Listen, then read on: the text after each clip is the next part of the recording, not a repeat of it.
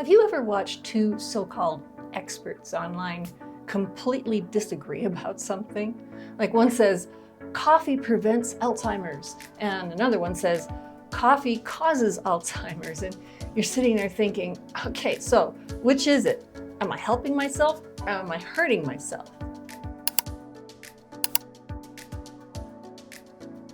Now, I get it. I've been there too. I'm not a healthcare professional, but like you, I live in a human body, and I feel responsible to understand how things work. But it's not always that easy because there's just so much information out there and not all of it adds up. So today I want to share the simple process that I use to decide what to believe when I'm sorting through all that conflicting health advice online. Now, I start with what makes sense for how the body actually works. You know, when you're at the grocery store and you see some new miracle drink that claims to melt fat or flush toxins overnight, it sounds amazing, but deep down, something feels off. It's where I start. I ask, does this even make sense for how the body's designed? Because your body isn't a random thing. Your body is a system.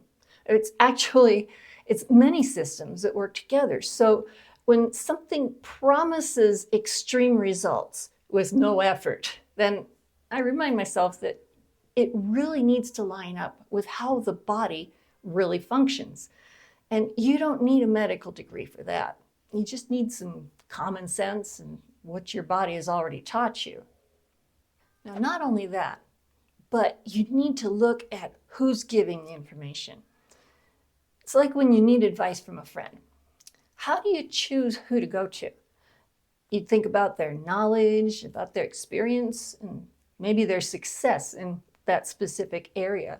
And really, it's just the same for these online experts. So I always ask myself, who is this person? Are they trained in this field? Or are they just somebody that's confident in front of the camera? And I'll take a look at some other videos that they have or materials from the same person and see what their experience is and what their qualifications are. Because, you know, just having a doctor before your name isn't always enough. Now, personally, if it's a doctor and they're pushing medications more than lifestyle solutions, then I tend to leave them behind. Or if they claim to be an absolute authority about something, then it just kind of makes me wonder. And then after that, I look at the research, not just what the headline says. Because you see these words, says studies show or research proves, right? It's kind of like when somebody says, everybody's talking about this. But then it ends up really being just a couple of people that are talking about it. And not all research is the same. Because sometimes it might be a study, but the study is just a really small one, or it might even be paid for by the very company that's selling the product. And so I ask, how big was the study? Who funded the study? Or has anybody else found the same results? Because if it's just one isolated finding, then I stay pretty skeptical about that.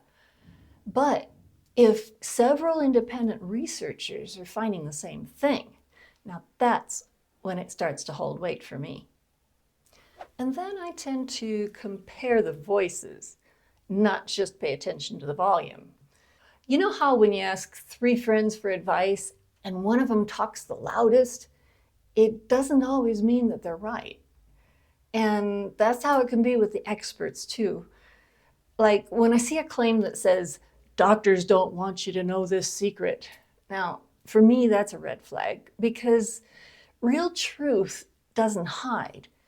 It shows up in a lot of different credible sources. So instead of following the loudest personality, I like to look for the overlap where different people in different fields agree about the same thing. And that overlap is where I usually find the truth. And not only that, you need to use common sense. It's kind of like your mom probably told you, if it sounds too good to be true, it probably is. And we all know that, but somehow it's easy to forget that when we're desperate for results. Or maybe you've been tired of feeling sluggish, or you're struggling with pain, and then you see somebody online that promises to give you a quick fix. And that's when it's really hardest to stay grounded. But that's when it matters the most, because common sense isn't old-fashioned. It's protection. You need to ask yourself, does this sound reasonable? Does this fit in with what I know about real effort and time and perseverance? And if not, it's probably just marketing and not really wisdom. Another thing is that you need to check for hidden motives. Have you ever clicked on a video that seemed helpful at first, but then halfway through you realize it's just one big commercial for something? I've done that, and that's when I ask myself, who benefits if I believe this? And if the answer is they do, then I kind of slow down with it, because they might be earning affiliate money, and that could just mean that they really believe in the product that they're recommending. But if they make you feel pressured and they're pushy and like there just really isn't any other solution for your problem, that could mean that their message might just be shaped by profit and by their own gain. So it's okay to listen to that, but just remember who's holding the microphone and why they're holding the microphone.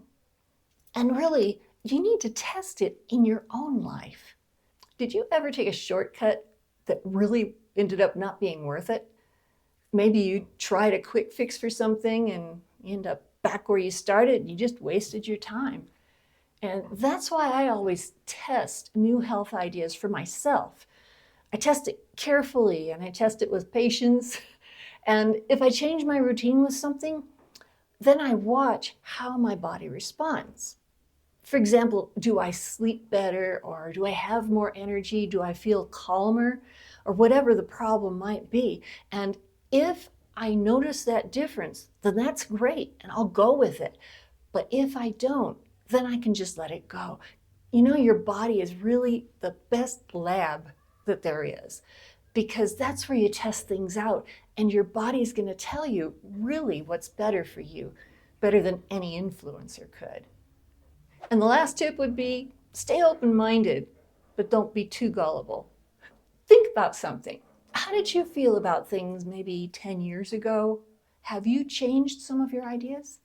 I know I have. And I know that I'm going to change even more of them with time.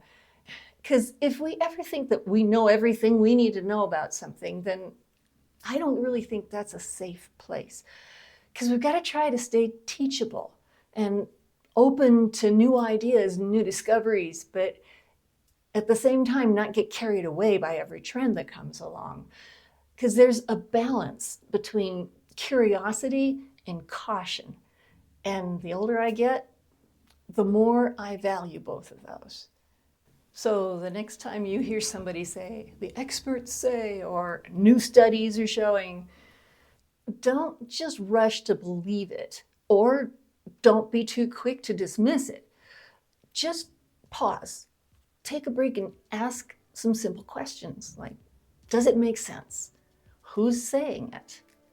Who's going to benefit from it? And does it fit in with what I already know from experience?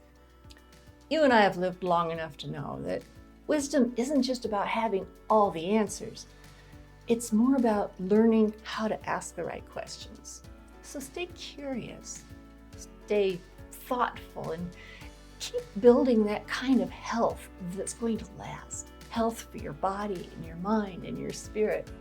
And this process that I just shared with you, I also use it for videos like this next one that you're going to see here. And this video is about myths that a lot of people believe about aging. So go ahead and take a look at that video. And thanks for watching, and I'll see you in the next one.